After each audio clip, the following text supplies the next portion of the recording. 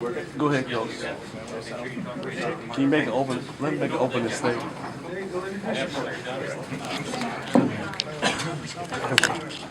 Number 5, Corey Luckiner, receiver. Number 1, Grant Perry, receiver and DB. Number 12, Alex Malzone, junior, quarterback. Alex, talk about what you were able to get done out there today. You were 20 to 24. Just your passing attack today with these two. I know had great receivers going to the game. Offensive line played great. They blitz a lot, but our offensive line picked them up. And obviously, our receivers stepped up, made some big plays, and I was able to spread the ball around, which obviously it worked. Had a great day offensively, and definitely led our team to victory with the offense. Alex, talk about what the victory means to you. First year, it's your team this year. All you. What does it mean to you to lead this team to a championship? It feels great. Coach Ricas's last year, we knew back-to-back state championships coming into this, and to get him a third one would mean a lot to us, mean a lot to him, and especially to go undefeated, get that Catholic League championship, and get that state championship. It's just a great feeling, sending it out like that. Great coach, great man, best coach I've ever had. Means a lot. For all the players, a lot of people are saying, this is a team of destiny. Talk about how much you guys kind of felt that leading up to this game today. Well, we prepared all week, and we knew this was a big task. We knew Muskegon was going to come out and be really good, and they wanted to end our season and send us on a low note, and we just came out and we pushed through it. Corey, can you talk about just coming off? You missed 3 games this year, and ever since you've been back, it's been like gangbusters. Talk about that, and then what you did today in the state final. Yeah, I got hurt like midway through the season, and I had to come back, prove myself again, start from the bottom, and Alex puts the ball where it needs to be. I make plays, and it's a great chemistry meeting. Coach, what does this mean? What does this 3-year run mean for your legacy, and how do you feel about where you're leaving the team, how you're leaving, the shape that you're leaving the team in right now? I think they're in good shape. These 2 young men are coming back, and we've got a few others that are coming back, which is a good nucleus. You have a very good junior varsity football team, and we got quite a few good players that will be on the team next year. I just, this is really something. My wife never comes to games. She used to come, but she'd be so nervous that she would beat everybody up next to her. And so today, she came with my daughter. We flew in from Omaha, and it was nice to see.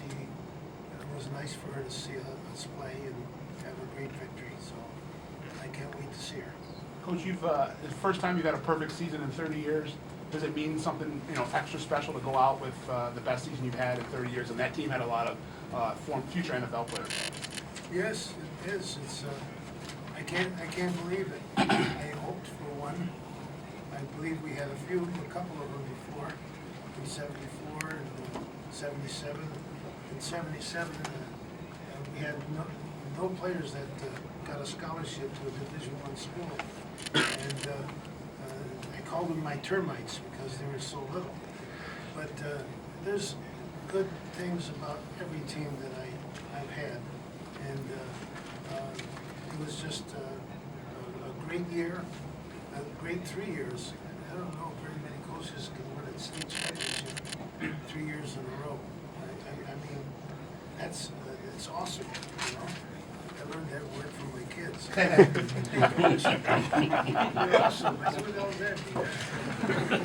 was. Coach, so many great teams and great players over your career, more high points than low points. Do you feel like you're really leaving at the highest point of your career? I think so. I wish I was young enough to coach someone. See, when you love something so much, it's very difficult to leave. You know what I'm talking about? I think all of you know what I'm talking about. And so I'm going to still love football. It's done a lot for me. It's given me a scholarship to Michigan State. And I enjoyed being an athlete. Sports has been very good to me. And I've learned so much at Michigan State when we had a 28-game winning streak. And Piggy Munn and Duffy Doherty were my coaches, and they taught me so much. I quote some of their quotes, that they, gave their teams, the difference between good and great is a little extra effort. Biggie Money used to say that almost every day when we went to practice. My old high school coach, Art Carty, who was a great All-American basketball player at Elma College, he taught me things that have stuck with me all my life, like do it better than it's ever been done before. On my game plan, I thought of my old coach, and I have his saying, and I'm just transmitting his saying. I've learned from others, and I'm trying to, tell my boys what kind of a meaning that is, doing things better. They understand it, and I hope that they can use some of those quotes when they live their lives as they grow older. Coach, I was wondering, when you're out there on the field and taking pictures and with your team, one last time on a football game, field after game, do the emotions of all the 57 years go through there? Has it hit you yet that this is it? It's hit me throughout the whole season.